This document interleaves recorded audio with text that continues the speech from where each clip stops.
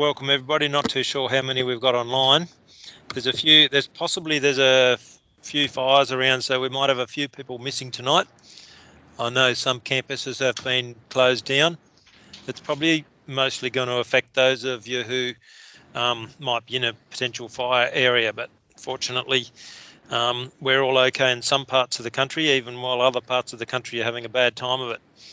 So what I want to do first of all is just introduce you to what we're going to do tonight, and it's pretty much, this is the 12th of November. Here we are, the attendance choices should be open up now.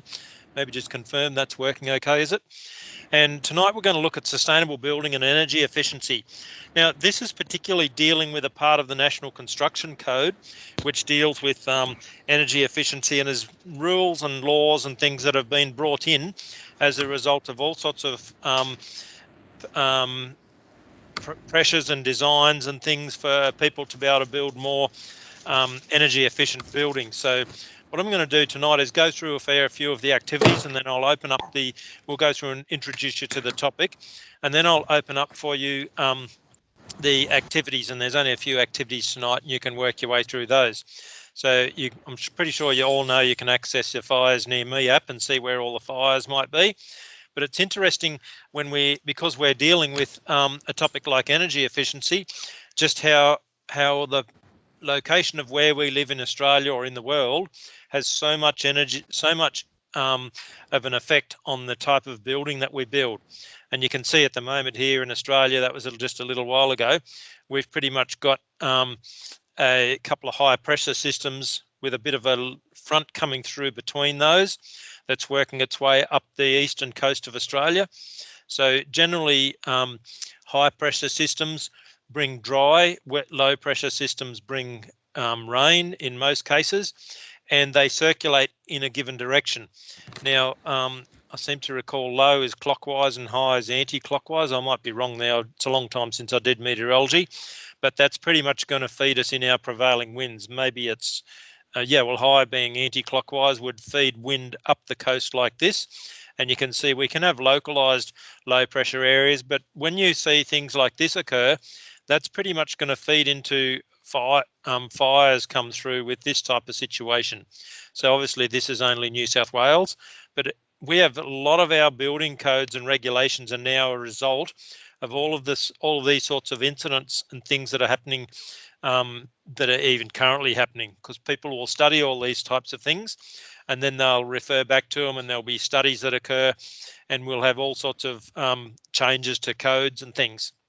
I was saying to somebody earlier, were asking me a question about one of the assignments. I think it was in the demolition assessment one.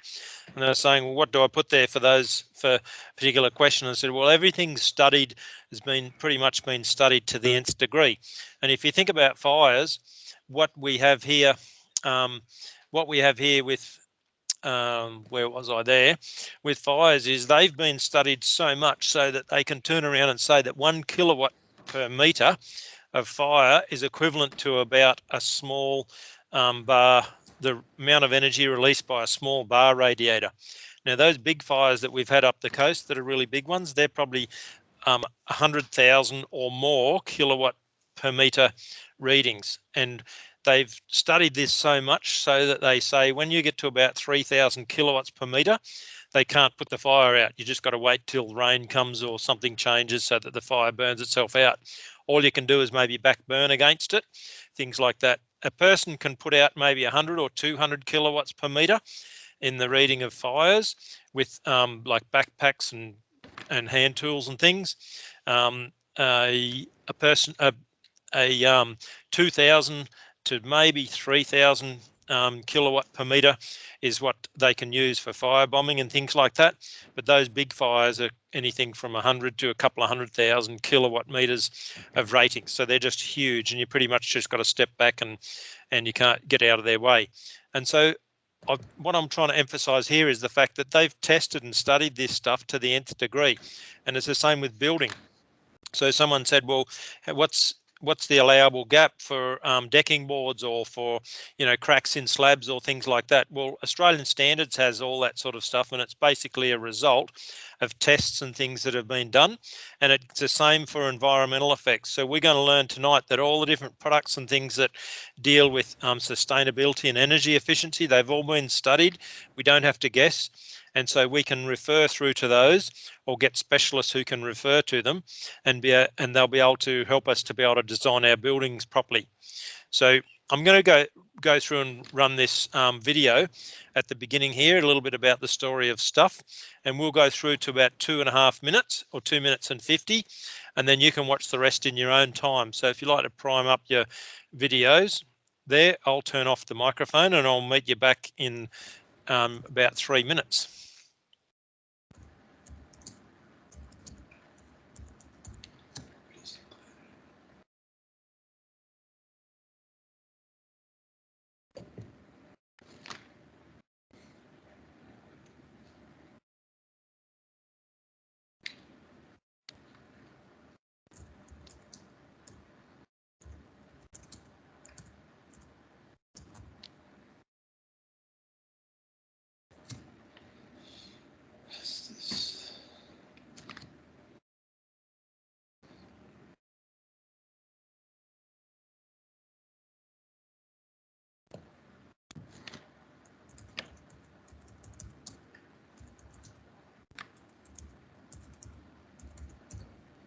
Does this answer the task? Hey, Adrian, the video is still hidden.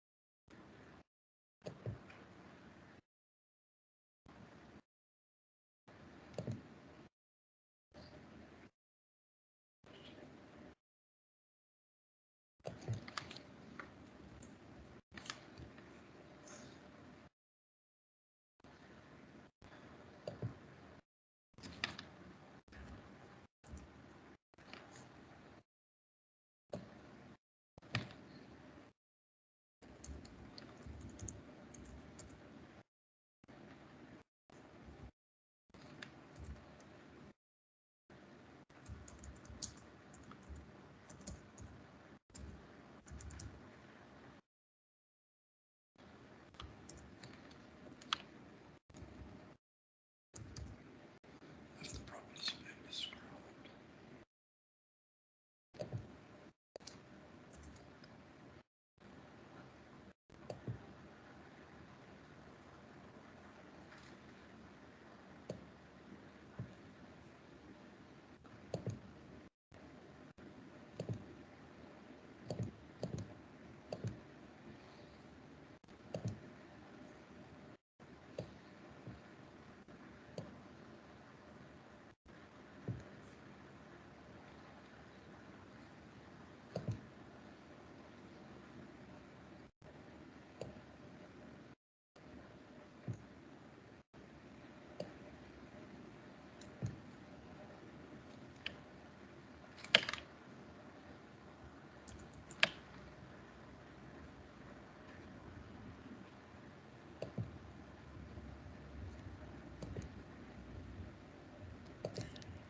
That's it. That's a little taster of that video.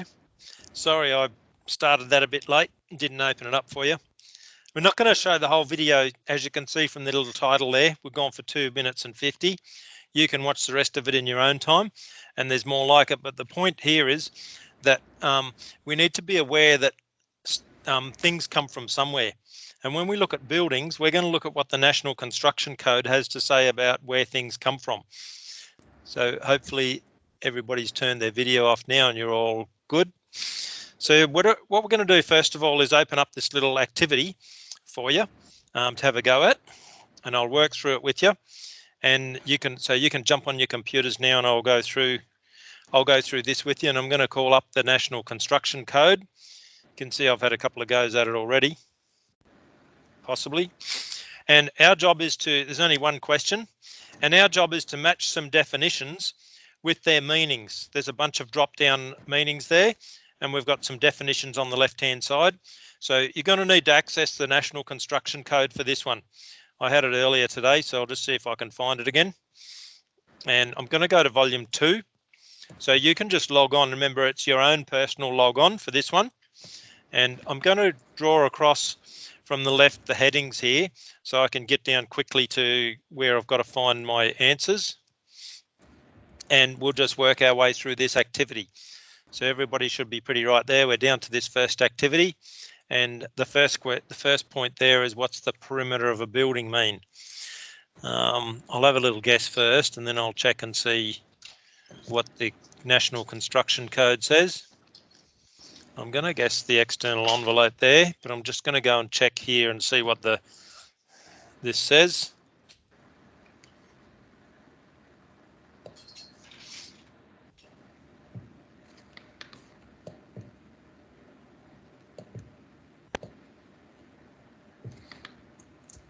So we should be able to get this actually from the definitions, which is right at the beginning up here.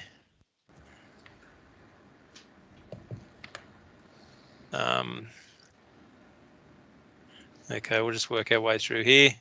If somebody comes up with it and finds it in the National Construction Code, just tell us where it is. You can see the definition of perimeter. Just type it on the chat pod somewhere.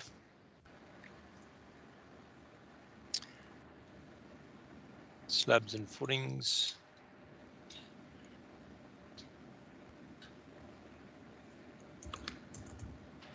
I'm going to head down to energy efficiency here and then start looking through energy efficiency. 314. And there's another energy efficiency down here.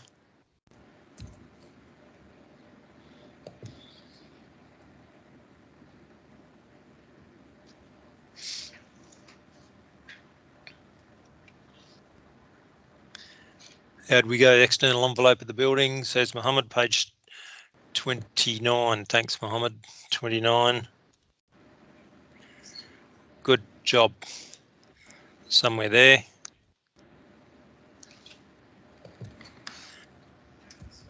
There you go. We're going to lock that one in. Work your way through those, each of you, and just let us know what you come up with there. So fabric.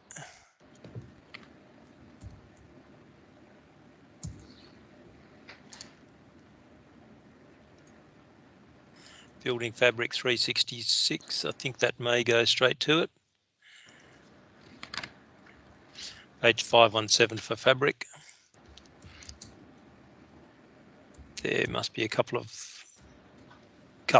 answers to that one. Somebody's got their microphone on. Means the part of the building fabric. I'm going to go to 517, like Josh said. Let's make a bit more room over here. You all should be feeling pretty confident searching your way around the National Construction Code now, because when you come to the exam, you just want to be able to access it real quick. Up the top here, if I type 517, that'll take me pretty close to that spot. 516, 517. Maybe the word fabric was in there, was it? Offer perimeter, PQRS perimeter. P for perimeter.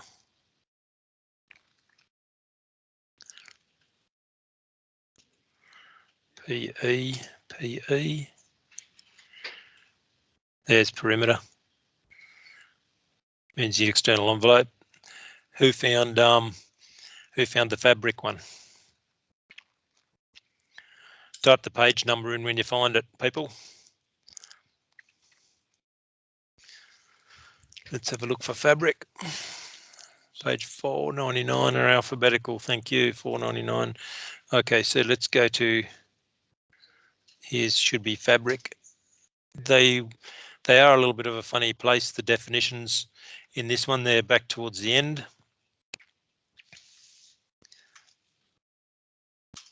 Here's fabric, means the basic building structural elements.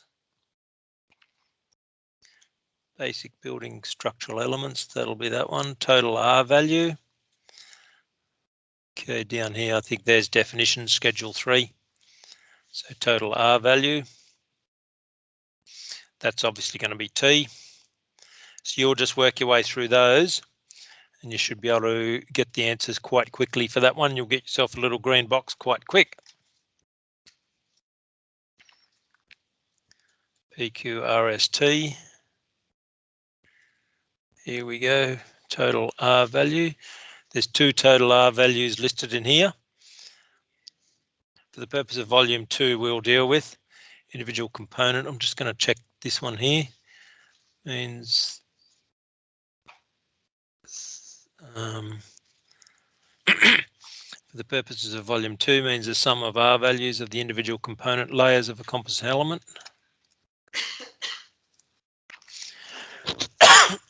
This one down here, maybe. Climate zone. Let's have a look at climate zone. Oh, so we're right back up here now. Oh, C for climate, and that's the map. There's a climate zone. We're going to spend a little bit of time here today. Climate zone.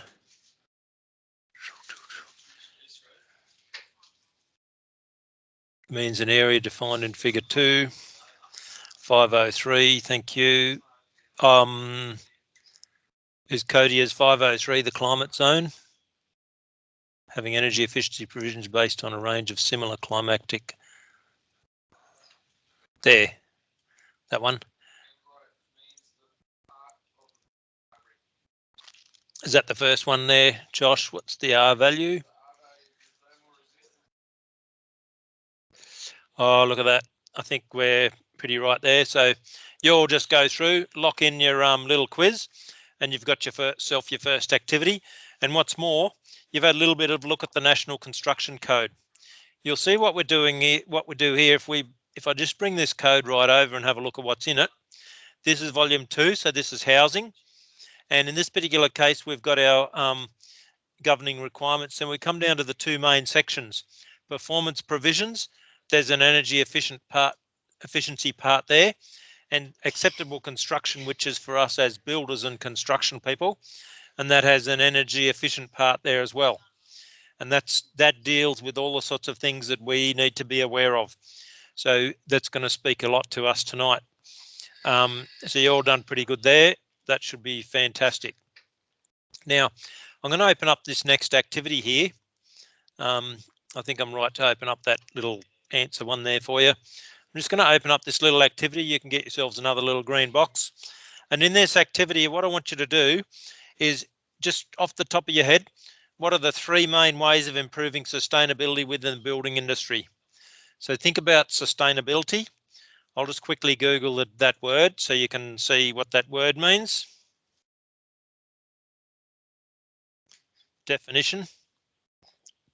This is only going to be one definition, but let's just see what it says. The ability to be maintained at a certain rate or level. Avoidance of the depletion of natural resources. So that's fair enough.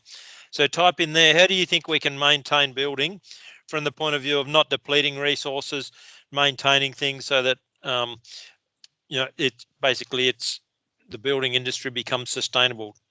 Type your little answers in there, and then we'll have a look at some information and some videos and see what the scientific sites and the documentation that we work to has to say about this. Go right ahead and type that in. You'll get yourself a little green box. Let's see who's first. Nobody's up for it yet.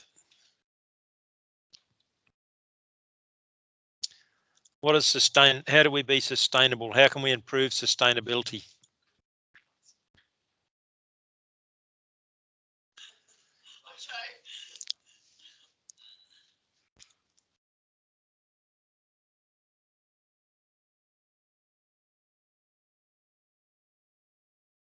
Let's see who's first.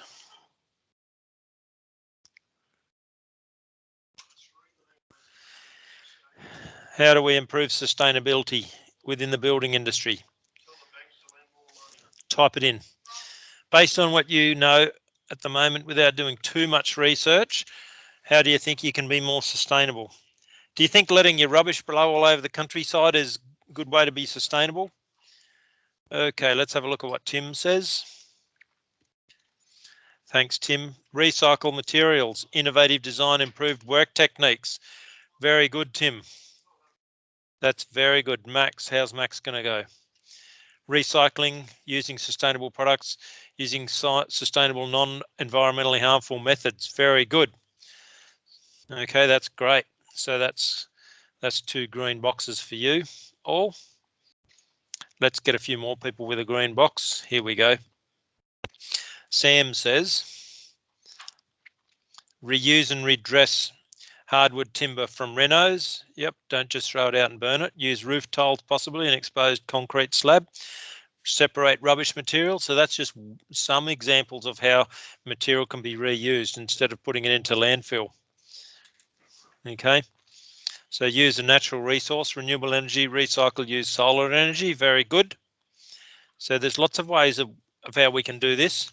And look at we've come up with without just spending too much time researching, and I'm seeing common themes here: recycling, reducing waste, using recycled products, that type of thing, as much as possible. Let's have a look at a couple more. We've got Jared there. So there's lots of good things there. Minimise our consumption, reuse things as much as we can, protect nature, non-toxics. So don't put things into the environment that are potentially going to harm the environment and come back and bite us later on. So that's great. You can all have a lovely green box in the top right-hand corner of your screen. Environment, economy, and society. So there's some real good things there. And let's have a look and see. There's more there that you can read yourselves. We're going to have a look at a video now on the environmental impact of building. And this time I'm going to open it before I play it. I'll turn the microphone off and you'll let us know when you're finished and we'll jump back on and have some more discussion.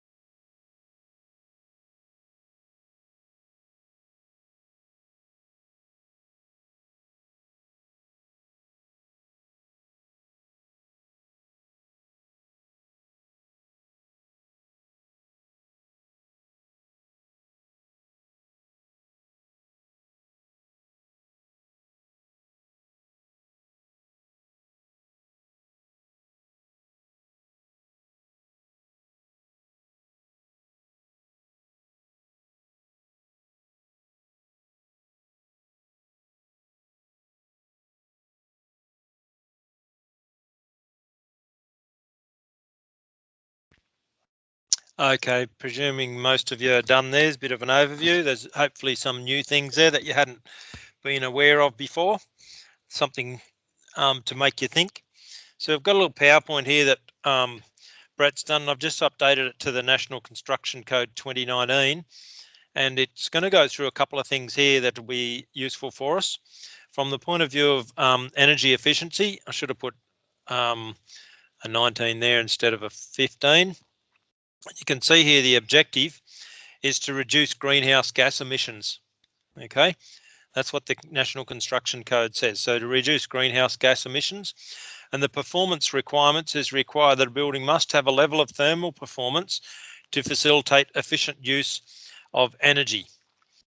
Okay, and then we look at particularly at climate zones, and once again, just like wind and tie downs and those chapters in the timber framing code, we deal here with climate zones, where it means in an area for specific locations having energy efficiency provisions based on a range of similar climatic characteristics.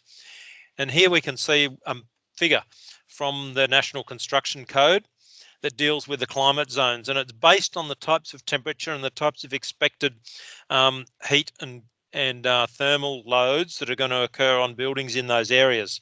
So it's no fluke why you can see that up the top of Australia it's got the brown ones, which are a particular zone, and then down the bottom you can see more the blue, and on the right, on the east coast of Queensland, from possibly Coffs or some of those areas up, we've got quite a lot of cyclones there, and so that's quite a severe area. And there's no it's not just a fluke, it's because this has been studied a lot over the years, and that's the type of environment that we need to be aware of. So when we look at a couple of the climate zones and things, we're able to have a look through and find out, for example, pick a town, and we'll be able to find out which zone it might refer to. So if we were to look at Cairns, we'd find that's climate zone 1. Perisher and Smiggins could be climate zone 8. And I'm going to have a look at a couple of those in a minute. I'm just going to show you some of the terminology first of all. Some of the things that we talk about with the National Construction Code is the building envelope, the fabric, the thermal insulation, and the R value. Okay, so R value means the value of individual component layers in a composite element, including any building material, insulation material, airspace, and associated surface resistances. And so when we look at a wall, it's going to give us a picture of a wall with some products on that wall. And in this particular case, it gives us a weatherboard wall with the weatherboards, the framing, and the plasterboard shown there. And that could achieve an R value of 0.48. Okay, and then we could have fibre cement sheet. There's another R value. We have other R values through there, and we keep on going through. So that little PowerPoint will just help you to be able to understand what some of the different R values and how that works. I'm just going to flick back to the National Construction Code and just show you a couple of those tables and where they come from. So when I'll just make that bigger, and we come to the tables that are there. We'll just open this back up again here. 1 second. And I think I put it on, I think it was a table 2. Yeah, table 2 and figure 2. So we'll just go to table 2. And so here's our various climate zones. Here's our map, which shows you the climate zones. And you can see when we zoom right in there, you can see we have zone 1, which is the top and the least, the easiest, the best one, I suppose, or the least load is the zone 8. So it goes 1 to 8 in this particular table. And you can see this map can be viewed in a number of different places. South Australia has some of their own locations there. And then we come to table 2, which is climate zones for thermal designs. And when we look at Cairns, which was one of the ones that was mentioned on the PowerPoint there, we go to Queensland, we go to Cairns, you can see that says that's climate zone 1. If we look at some of the other places there, I think we had Perisher Smiggins, which is up here somewhere. There it is, and that's climate zone 8. Okay, we can find out what climate zone means just clicking on there, and it'll take us straight to the definition. It means an area defined in figure 2 and table 2 for specific locations having energy efficient provisions based on a range of similar climatic characteristics. Okay, so that's an example of how the climate zone works. And then when we come to our table here, that has lots and lots of the main towns in Australia, and that'll have a rating attributed to them. Okay, so We need to have a little look now and just see a little bit more about R values of insulation and what is an R value. I'll just fire up this next little site here. And this goes to an example here with the Arch Toolbox. And this tells us a little bit about some of the different R values. It's just one place from many where you can find out a bit about what R values are and things like that. So in this particular case, it gives us an example of some materials. So if we look at, for example, gypsum wallboard, it might have an R value, which is there. So that's dealing with temperature. Okay, and in this particular case, it has a 0.45. This is an American site, but it just gives you an example of all the different materials that have been rated with different R values. And so everything's been studied, and the people who give you all this information are the people who manufacture the product. Now, there's a little questionnaire thing for you, which we're just going to go through now based on this first link. So if you open up that link there, and then you open up the questionnaire and just open them up so you can see them both at the same time. You can see there's a question here. I think it was there's just a couple of questions, and they're pretty straightforward, and it's just teaching you how to read some technical documentation that deals with R values. So if you open up that little quiz, you can see there it is there, and you open up that documentation. I'll just go through this one with you. It says here, in construction, if you come up with the answer before I do, just go right ahead and type it in the chat box. Says pretty much, in construction, the R value is the measurement of a material's capacity to resist heat flow from one side to the other. R values are additive. For instance, if you have a material with an R value of 12 attached to another material with an R value of 3, then both materials combined have an R value of 15. Do you think that's true or false? Type it in the chat box. What do you reckon? True, Josh says. You're quite right, Josh. Here's the answer. So R values are additive, and here they are here. I think it said, I think it was up the top here, R values are additive. R values are additive. For example, if you have different materials, that's how they're going to work. They're going to jump in, they're going to add up together, which is great. U factor is a measure of a material's assembly's capacity to transfer thermal energy across its thickness. The best example of that is with windows. If you have aluminium windows and there's no break between the outside aluminium and the inside, in winter, the inside of the aluminium window will be real cold, and that's transferring cold through. So if you've got real good windows, they will have a thermal break where they just place plastic between the outside aluminium and the inside aluminium. It's a much more expensive window, but that provides a thermal break. So that's the U factor. Let's have a look at what the U factor says. Many energy modeling programs and code calculations require U factors. The U factor is the heat transfer coefficient, okay, which is its ability to transfer energy across its thickness. It's quite technical, so you'd have a true for that one.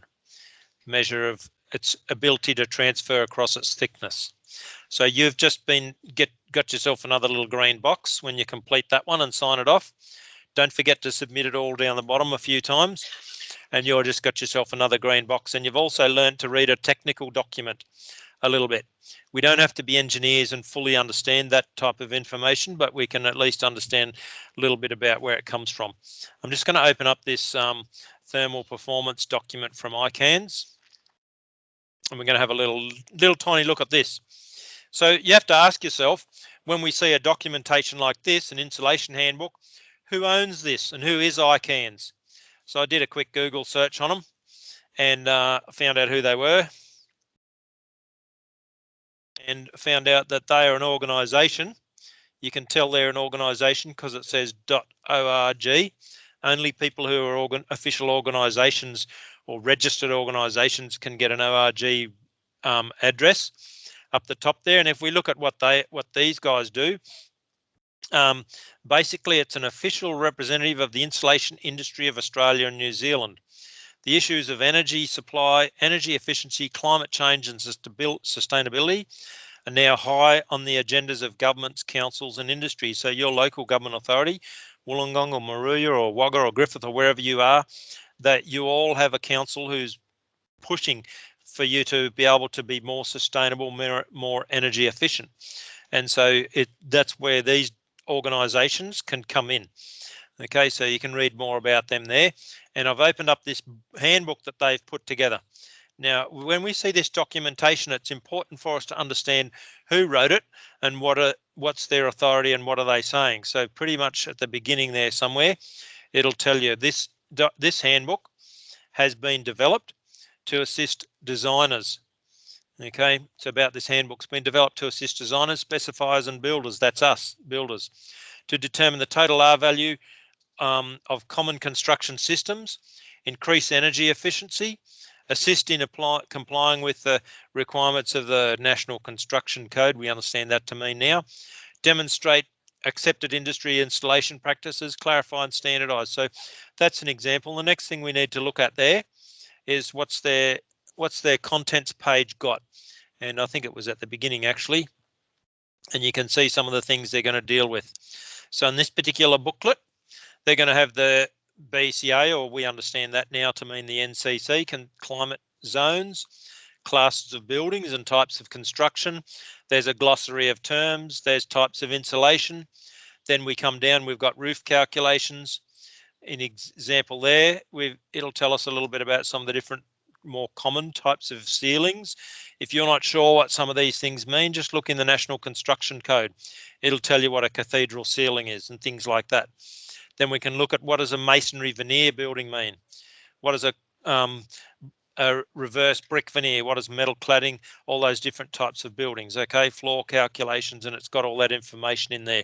So that booklet is real helpful for us as building professionals so that we're able to understand what we're talking about and make sure that we construct things correctly.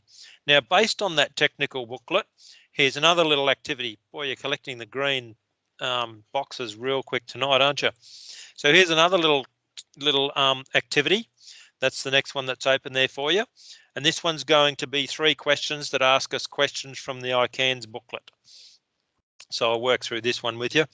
Once again, if you see the answer in the chat box, if you see the answer quicker than I do, then pop it in the chat box.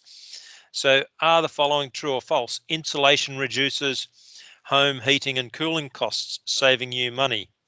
That's pretty straightforward. I think everybody would know the answer to that.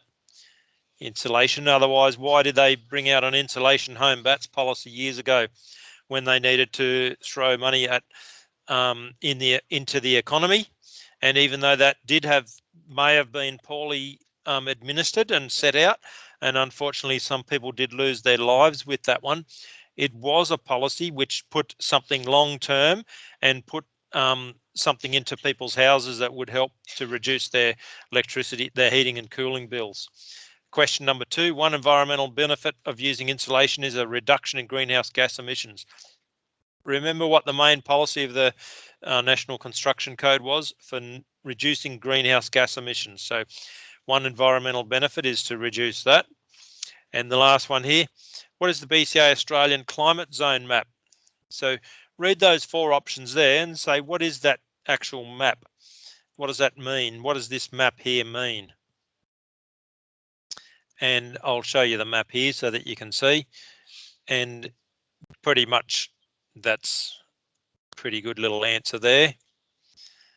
Climate zone, referring to figure point 2 is the map, having energy efficiency provisions based on a range of similar climatic characteristics. So it's a map showing you similar climatic characteristics. Is that one of the answers there? So you'll work your way through that and then you'll get yourself another little green box. Is that all okay? I think you're all steaming along pretty good here tonight. Now I'm going to move on to, I'm going to leave you with that one for a second. I'll open that up in a minute. I just want to open up the chat box here for the next item that you can work on. And this particular one, so this is your next little chat box here where we can record what you say. And in this particular case, you're going to go to the National Construction Code, Volume 2, and go to figure 3.12.13. I'm pretty sure I got that correct, but that I might have to adjust that because it might be relating to the 2015 version. But anyhow, you should be able to go in the National Construction Code. And if I've got those numbers there wrong, then that's okay. You should be able to select the best wall system for insulation reasons. Take a snapshot and upload it. So that shouldn't be too hard. And the 3.12.1.3 may be wrong. I'm just going to go and check it. So I'll be going down here to 3.12.1. I'm going to go to 3.12 here and go to 3.12.1. I'm pretty sure it was. And I'm looking for the best. I'm going to try to select the best wall system for insulation reasons. Okay, the best wall system for insulation reasons. So if you scroll down here, pretty soon you'll come to a wall systems and it'll give you the ratings, the insulation ratings. I'm just scrolling down, and we'll come to wall systems. That's roof systems there. Tiled roof systems, pretty much we'll come to wall systems in a second. So that's roof lights. So you can see over here in the National Construction Code, I'm on section 3, acceptable construction, and I'm right down here underneath energy efficiency, and I'm coming down till I get to walls. External walls, here we go. External walls must satisfy that, and that. And I'm going to look down here till I see a table. Or some figures. I just happen to know that there's some figures here on wall. So here's an example here. So we go to figure 3.12.1.3. Is that what that said? Yeah, there you go, 3.12.1.3. And that's a figure, and there's a whole heap of them. So this particular one is a weatherboard external wall construction, and it gives us a total R value of 0.48. Rightio, we don't know whether that's better than others or not until we get to another one. Oh, here's a 4.2, so far that one there's the best one. Here's a 5.6, so far that's the best one. This one here goes to 5.4, so 5.6 wasn't too bad. That's a clay masonry veneer. That's like most of your housing these days. What's this one? Concrete block is a little bit less. Oh, this one's a bit higher. This one's double brick, cavity clay masonry external wall, but they've put plasterboard or render on the inside, so this is a 0.69. That's the houses in Perth, in Western Australia. This one here is externally insulated clay masonry. It's not quite as high as the previous one. This one's 0.46 externally insulated clay masonry. What have they done there? They've got an external finish, insulation, some masonry, plasterboard or render. Keep going down, we might come to a better one. This is an autoclaved aerated concrete masonry external wall construction. 2.42, that's off the charts, that one, compared to the others. So what we've got here is an external finish. We've got the AAC. Most of you think of that as, you call that Hebel, but the technical definition is it's autoclaved aerated concrete, which is putting like fizzy into the concrete and letting it bubble up. And then we've got plasterboard and render on some battens or furring. There's no insulation down in there, but that's achieved 2.42. So that far, that's the best one. And that looks like that's the only one they've got there. So in this particular case, my answer would be that one. So in that one there, I'd push the print screen button on my keyboard. Okay. And then I'd just duck down here to the start button and I'd find my paint program, which is there, paint, and I'd go paste. And then in my case, I'm going to hold control down and scroll backwards once so I can get a picture. And then what I'm going to do is save that picture.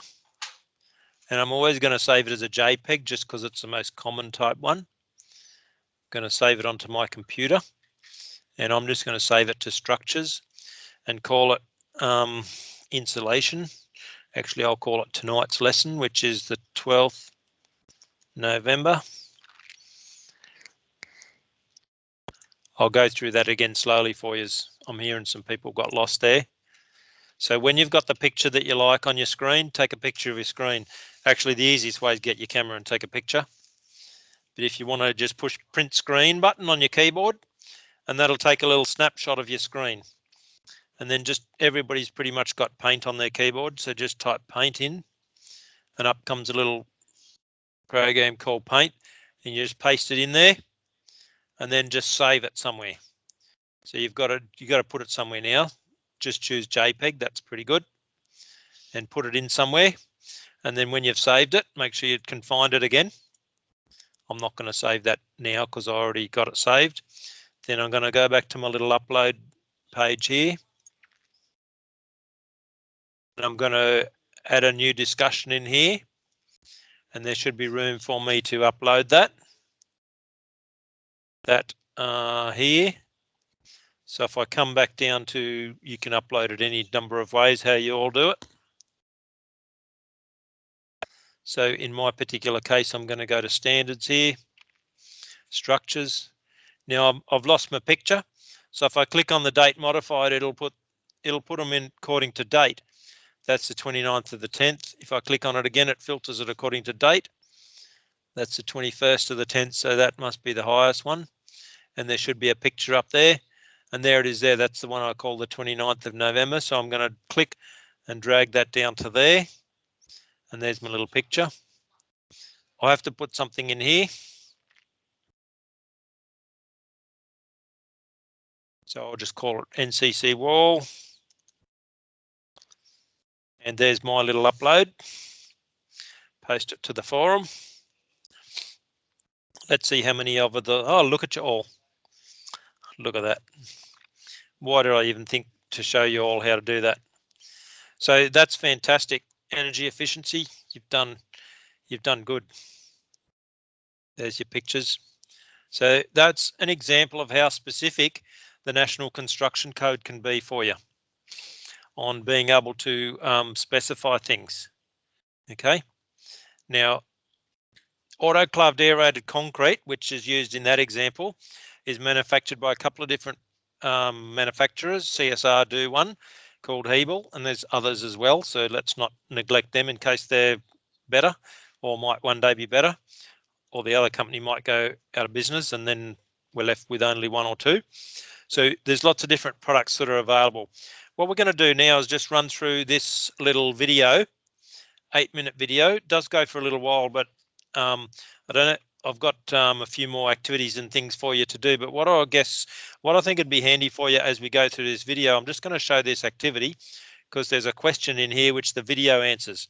So if you fire up this little activity in one little tab and you just flick back and forwards and have a look at this activity, it's going to say here, list a building system that you are using at the moment.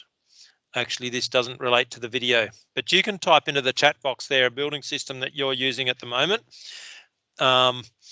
That you so list a building system that you're using at the moment. Don't show one of the ones we've shown in your class, or research one online and explain the process of construction, and then upload the instructional guideline manual. So grab the technical document for the particular system. Now I showed you one system there a minute ago, and that's this one. That's a building system right there. And if you do that system, you'll achieve 2.42. Okay, but you've got to grab some plasterboard, you've got to get some battens. The people who manufacture the plasterboard will also probably supply the battens and a way to be able to fasten them onto the autoclaved aerated concrete wall. And also the people who have the autoclaved aerated concrete wall will also have some sort of an external finish system. Usually the manufacturer will supply you with a complete system.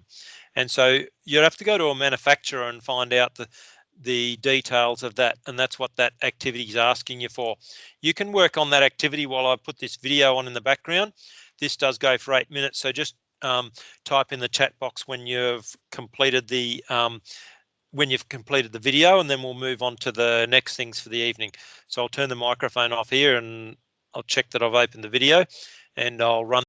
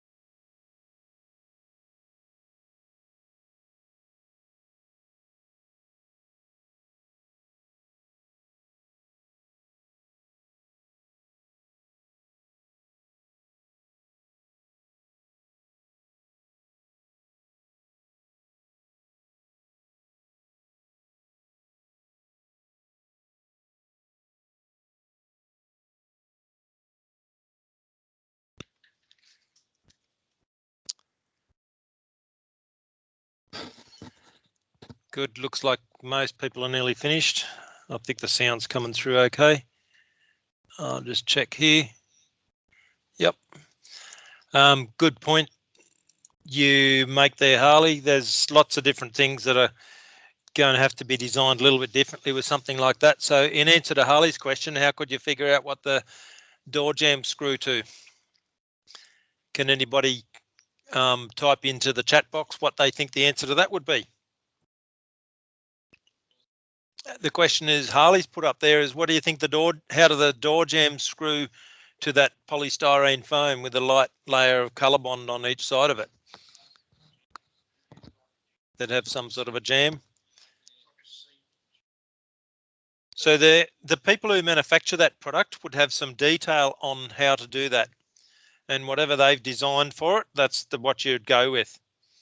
Okay, so it's quite interesting. I don't know if anybody's worked on things like that, but let's have a little look and see what you've put into the discussion topic here.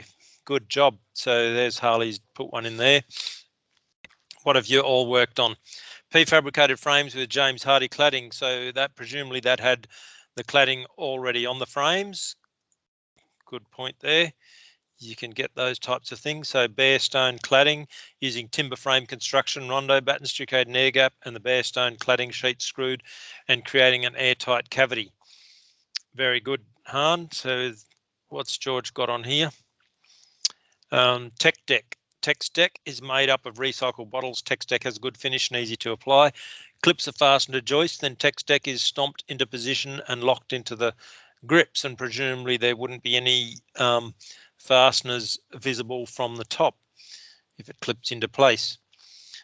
Jacob says here, not much going on, just standing frames. So even the fact that you're standing prefabricated frames was once a new way of doing building.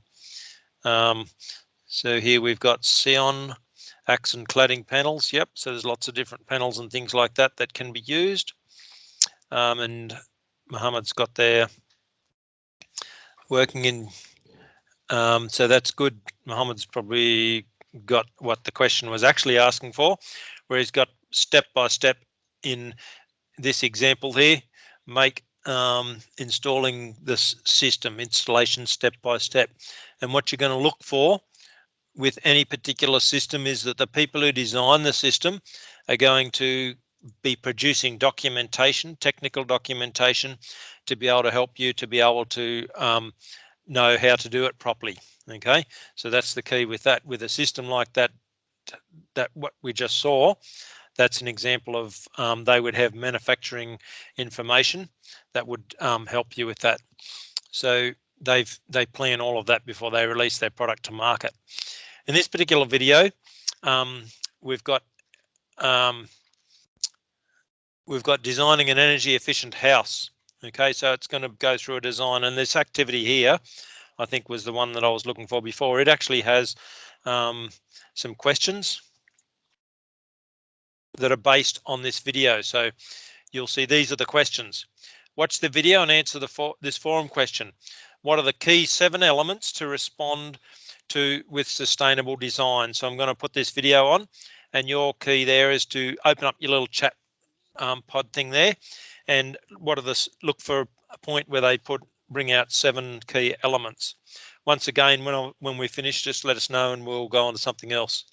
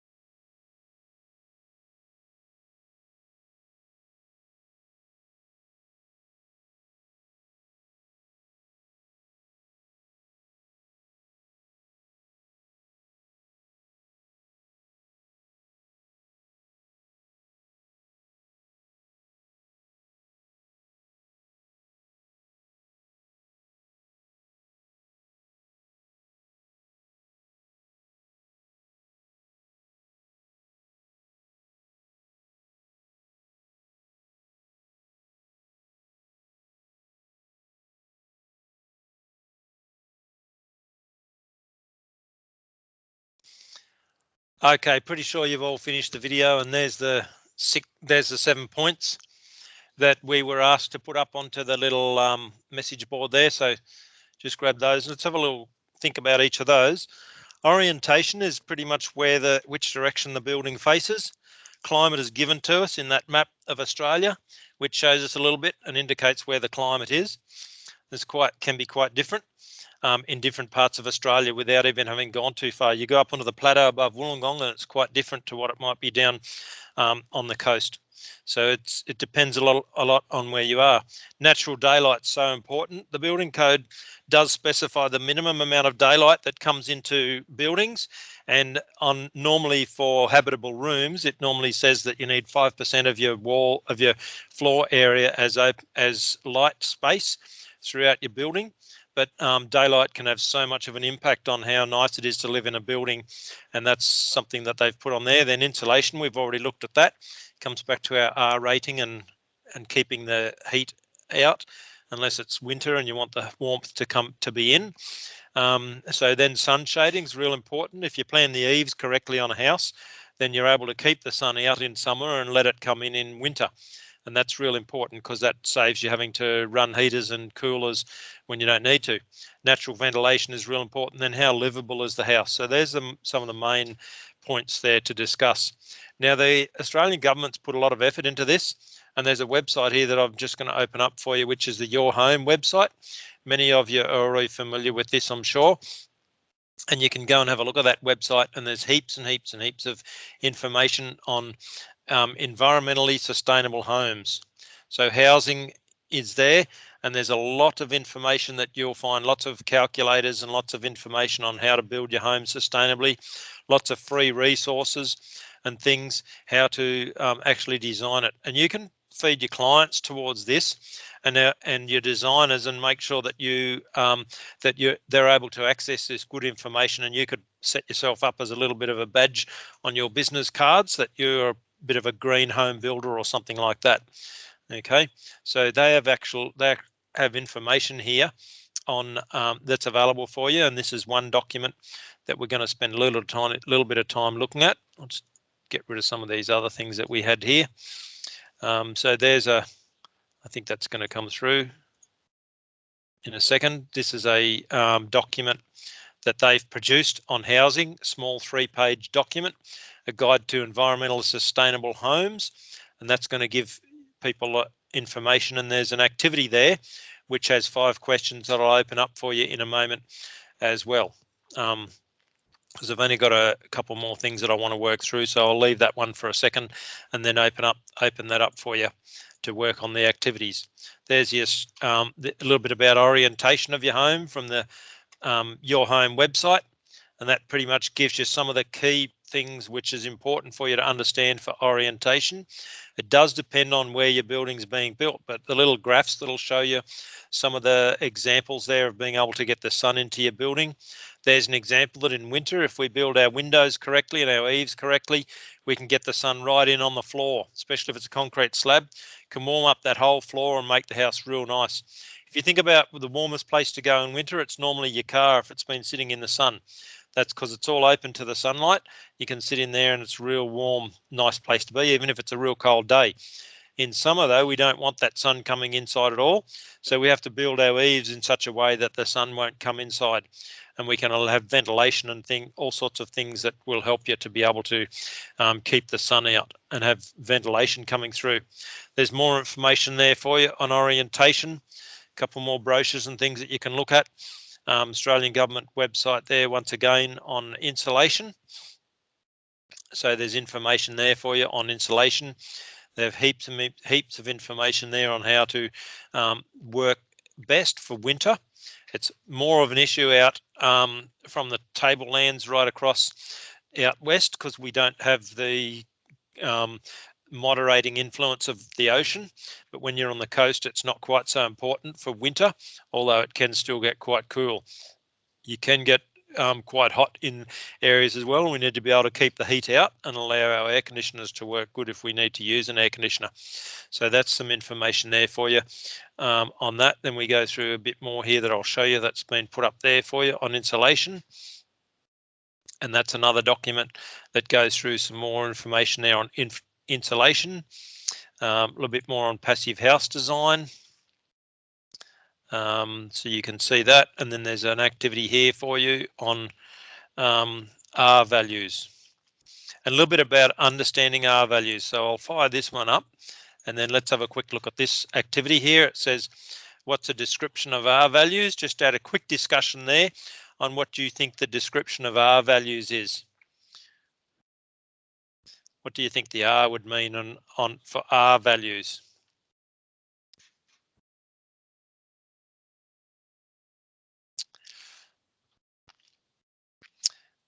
Quickly type some things in there. Let's have a quick look at what you've got. What do you think R value means?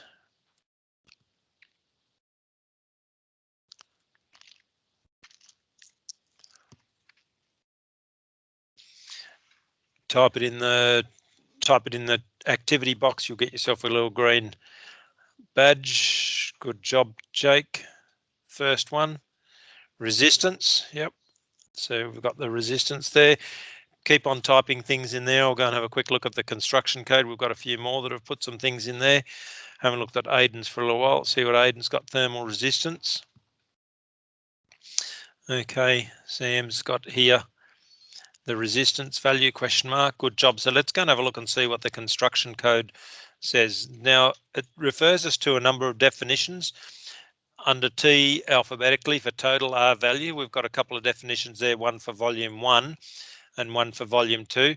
They're almost the same definition, but just a little bit different. Let's go back to R for R value, and we'll see what they've got to say here. PQR. I'm pretty sure they had here. There's an R value. Meters squared to kilowatts means the thermal resistance of a component calculated by dividing its thickness by its thermal conductivity. So it relates to its ability to conduct temperature. That's what thermal means. And the thicker it is, the higher the R value. So we've got to keep that in mind, because it's no good putting a 4 bat into the space that only an R2.5 bat can fit into, because an R4 bat is possibly going to require thicker, less squashing and more space than what an R2.5 is going to be. And if you squash an R4 bat down to where an R2.5 can fit, you may not achieve the full R4 value. So thermal resistance, you're all done real good there. Get yourselves a little green box and we'll move on. So we've got one here, your home under passive design, and there's a questionnaire coming up, which we've just done. Whoops, I just shut that down. I'll just show that again. And understanding, so what I'm going to show you now is understanding added and total R values. And there's information here for you on, this is from APR Building Services. So this is a commercial site. And in this particular case, they'll give you an example here of the R values and how they can work. And you can look through there and see an example of how they can communicate. That's just a handy little spot where you can go and see lots and lots of information on the World Wide Web about all of this. So that's all good. We'll come to the next activity in a second.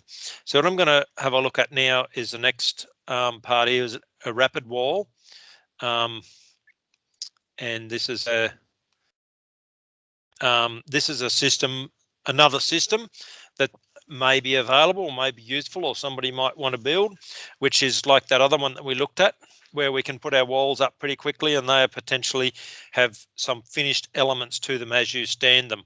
And so here's a rapid wall system, and then we've got another video here which I'm going to open up and show you, and then yep, so we'll do that one next. Have a quick look at this one. In this particular case, this is just an interesting way. Here goes for a few minutes about another way of standing timbers. They use this a little bit over in Europe, not quite so much here because timber's a little bit not quite as plentiful as it is over there. So let's have a quick look at this video and go from there.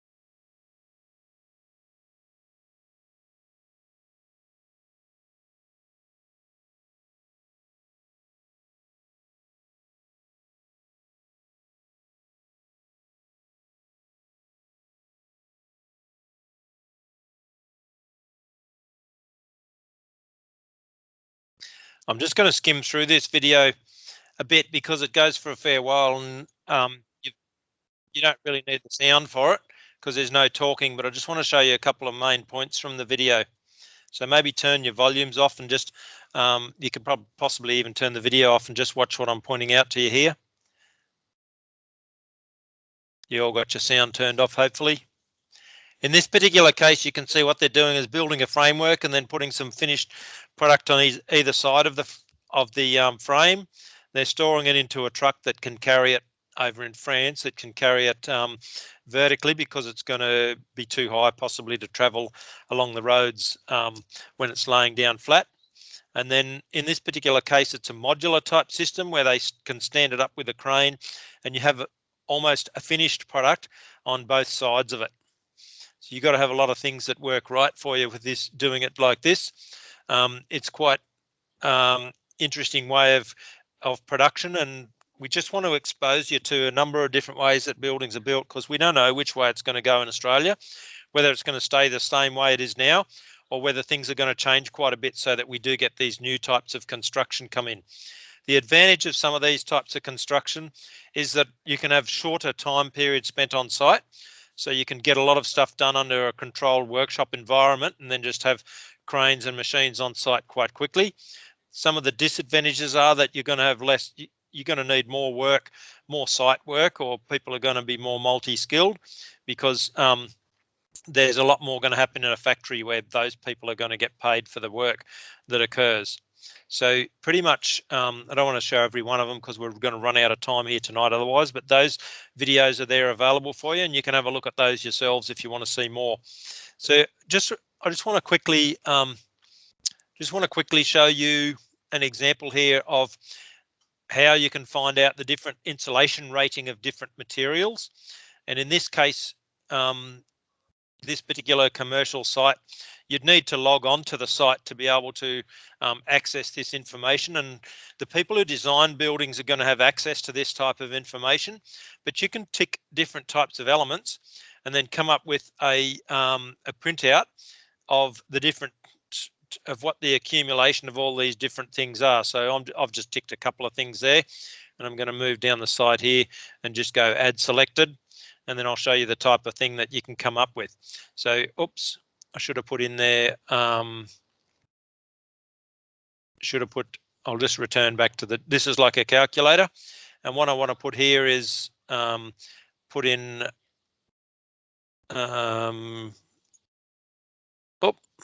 that's not the one I wanted. I want to put in what we need to achieve for our insulation rating.